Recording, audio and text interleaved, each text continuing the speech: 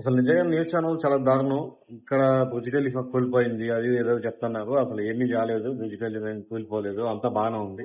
అందరైతే బాగానే ఉన్నారు. ఎవరికి అయితే అంత ప్రమాదం జరగలేదు. సాడ్ న్యూస్ ఏంటంటే ముగ్గురు చచ్చిపోయారు. ముగ్గురు బంగ్లాదేశ్, నేపాలి, పాకిస్తాన్ వాళ్ళు మాకు చచ్చిపోయారు. ఇక తర్వాత ఒక 58 మందికి ఇంజూర్ అయితే జరిగింది.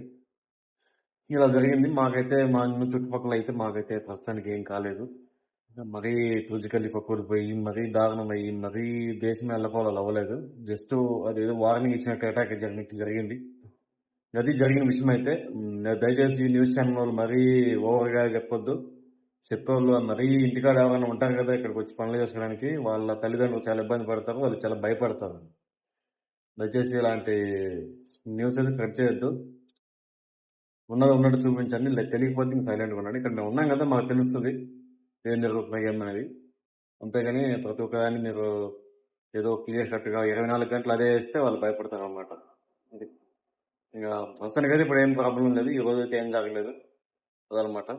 ఇప్పుడైతే ఎవరి పనుల వాళ్ళకి వెళ్ళిపోతున్నారు. నేను కూడా డ్యూటీకి వెళ్ళిపోతున్నాను అనమాట. అది ఎవరి పనుల వాళ్ళు ఉన్నారు. ప్రశాంతంగా ఉంది. ఇప్పుడైతే ప్రస్తుతానికి ప్రశాంతంగా ఉంది. నాకు తెలియదు, కొంచెం చూడాలి. ఏదైనా అప్డేట్ ఉంటే మీకు అప్డేట్ చేస్తాను నేను.